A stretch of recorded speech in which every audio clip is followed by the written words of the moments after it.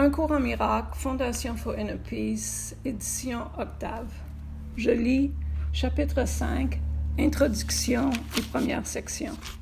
Et ensuite, leçon 31. Chapitre 5, Guérison et entièreté. Introduction.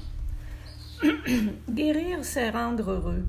Je t'ai dit de penser au nombre d'occasions que tu as eues de te réjouir et au nombre de celles que tu as refusées. Ce qui revient à dire que tu as refusé de te guérir. La lumière qui t'appartient, c'est la lumière de la joie. Le rayonnement n'est pas associé au chagrin. La joie appelle un désir intégrant de la partager et favorise l'impulsion naturelle de l'esprit à répondre en n'en faisant qu'un. Ceux qui essaient de guérir sans être eux-mêmes entièrement joyeux appellent en même temps toutes sortes de réponses, privant ainsi les autres de la joie de répondre de tout cœur. Pour être de tout cœur, tu dois être heureux. Si la peur et l'amour ne peuvent coexister, et s'il est impossible d'être entièrement apeuré et de rester vivant, le seul état entier possible est celui de l'amour. Il n'y a pas de différence entre l'amour et la joie. Par conséquent, le seul état entier possible est l'état entièrement joyeux. Guérir ou rendre joyeux, c'est donc la même chose qu'intégrer ou rendre un. C'est pourquoi peu importe à quelle partie ou par quelle partie de la filialité la guérison est offerte. Chaque partie en bénéficie et en bénéficie également. Tu es béni par chaque pensée bienfaisante de n'importe lequel de tes frères, où qu'ils soient. Tu devrais vouloir les bénir en retour par gratitude. Tu n'as pas besoin de les connaître individuellement, ni eux te connaître. La lumière est si forte qu'elle rayonne de par la filialité, rendant grâce au Père de faire rayonner sa joie sur elle. Seuls les saints enfants de Dieu sont des canaux dignes de sa belle joie, parce qu'eux seuls sont assez beaux pour la garder en la partageant. Il est impossible pour un enfant de Dieu d'aimer son prochain, sauf comme lui-même. C'est pourquoi la prière du guérisseur est que je connaisse ce frère comme je me connais moi-même. Chapitre 5, première section. L'invitation au Saint-Esprit. La guérison est une pensée par laquelle deux esprits perçoivent leur unité et deviennent joyeux. Cette joie appelle chaque partie de la filialité à se réjouir avec eux et laisse Dieu passer en eux et à travers eux. Seul l'esprit guéri peut faire l'expérience de la révélation avec un effet durable, parce que la révélation est une expérience de pure joie. Si tu ne choisis pas d'être entièrement joyeux, ton esprit ne peut pas avoir ce qu'il ne choisit pas d'être. Souviens-toi que le pur esprit ne fait aucune différence entre avoir et être. La partie supérieure de l'esprit pense selon les lois auxquelles obéit le pur esprit. Par conséquent, elle honore uniquement les lois de Dieu. Pour le pur esprit, obtenir est insignifiant et donner est tout. Ayant tout, le pur esprit garde tout en le donnant. Ainsi, il crée comme le Père a créé. Bien que cette façon de penser soit totalement étrangère à avoir des choses, même pour la partie inférieure de l'esprit, elle est tout à fait compréhensible en relation avec les idées. Si tu partages un bien matériel, tu en partages la propriété. Si tu partages une idée, toutefois, tu ne la diminues pas. Elle est encore toute à toi, bien qu'elle ait toute été donnée. De plus, si celui à qui tu l'as donnée l'accepte pour sienne, il la renforce dans ton esprit et ainsi l'augmente. Si tu peux accepter le concept que le monde est un monde d'idées, alors toute la croyance en la fausse association que fait l'ego entre donner et perdre disparaît. Commençons notre processus de réveil par ces quelques simples concepts. Les pensées augmentent en étant données. Plus nombreux ceux qui croient en elles, plus elles prennent de la force. Tout est une idée. Comment donc donner et perdre peuvent-ils être associés? Voilà l'invitation au Saint-Esprit. J'ai déjà dit que je pouvais m'élever et faire descendre le Saint-Esprit jusqu'à toi, mais je ne peux le faire venir que sur ta propre invitation. Le Saint-Esprit est dans ton esprit juste, comme il était dans le mien. La Bible dit « Ayez en vous le même esprit qui était en Jésus-Christ », et elle l'utilise comme une bénédiction.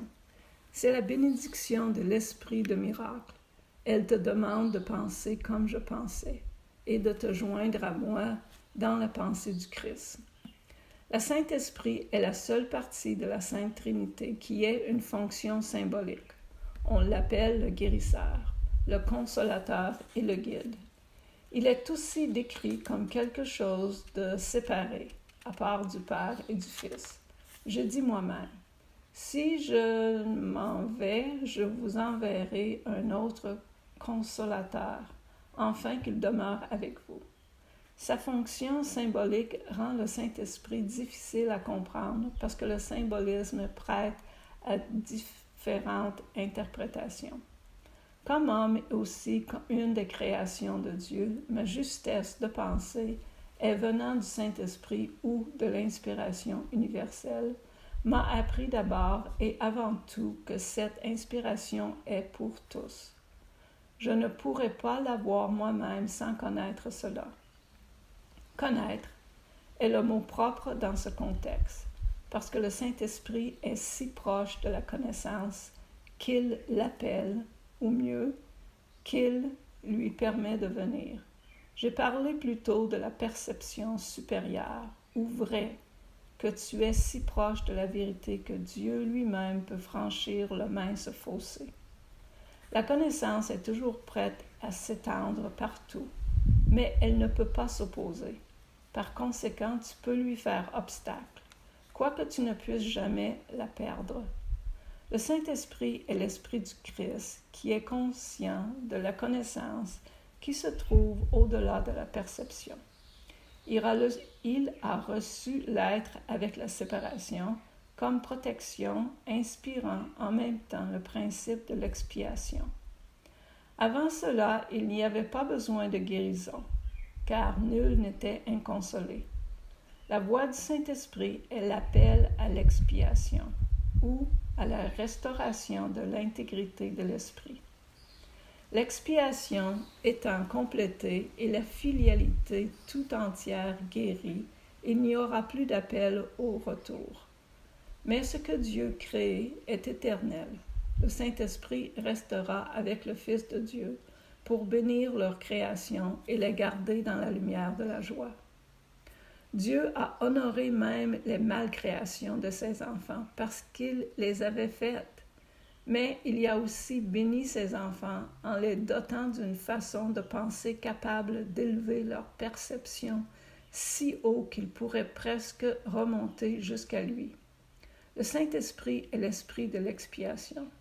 Il représente un état d'esprit suffisamment proche de l'unité d'esprit pour qu'un transfert vers elle soit enfin possible.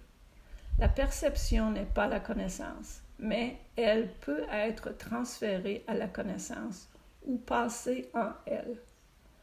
Peut-être même cela aidera-t-il plus ici d'utiliser transférer dans le sens littéral de transporter, puisque le dernier pas est fait par Dieu.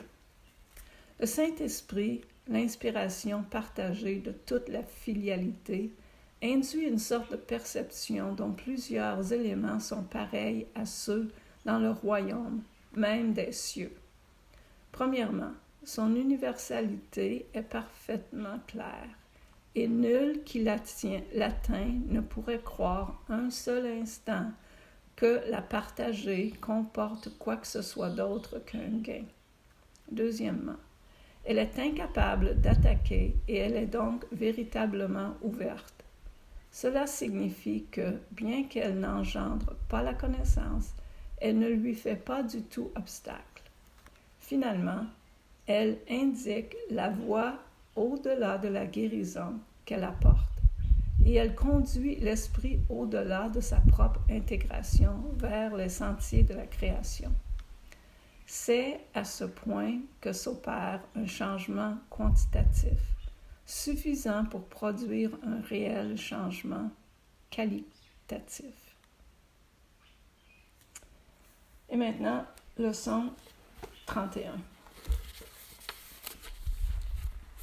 Je ne suis pas la victime du monde que je vois.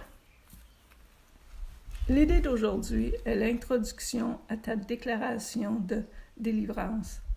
Encore une fois, l'idée devrait être appliquée à la fois au monde que tu vois au dehors et au monde que tu vois au dedans. Pour appliquer l'idée, nous utiliserons une forme d'exercice qui sera utilisée de plus en plus avec des changements tels qu'indiqués. En général, la forme comprend deux aspects, l'un où tu appliques l'idée de façon plus soutenue et l'autre qui consiste en de fréquentes applications de l'idée tout le long de la journée. L'idée d'aujourd'hui nécessite 2 périodes d'exercice plus longues, l'une le matin et l'autre le soir. 3 à 5 minutes sont recommandées pour chacun d'elles. Pendant ce temps, regarde lentement autour de toi en répétant l'idée 2 ou 3 fois. Puis ferme les yeux et applique la même idée à ton monde intérieur. Tu échapperas des deux ensemble, car l'intérieur est la cause de l'extérieur. Tandis que tu inspectes ton monde intérieur, prends simplement conscience de toutes les pensées qui te passent par l'esprit, chacune étant considérée pendant un moment, puis remplacée par la suivante. Essaie de n'établir aucune sorte de hiérarchie parmi elles. Regarde-les aller et venir de façon aussi détachée que possible. Ne t'attarde sur aucune d'elles en particulier, mais essaie de laisser couler le flot régulièrement et calmement, sans aucun investissement particulier de ta part. Tandis que tu restes là à regarder tranquillement tes pensées, répète-toi l'idée d'aujourd'hui aussi souvent que bon te semblera, mais sans te presser. De plus, répète l'idée d'aujourd'hui aussi souvent que possible au cours de la journée. Rappelle-toi que tu fais une déclaration d'indépendance au nom de ta propre liberté. Et dans ta liberté réside la liberté du monde. L'idée d'aujourd'hui est aussi particulièrement utile en tant que réponse à toute forme de tentation qui peut surgir. C'est la déclaration que tu n'y céderas pas et ne te mettras pas toi-même en esclavage. Merci.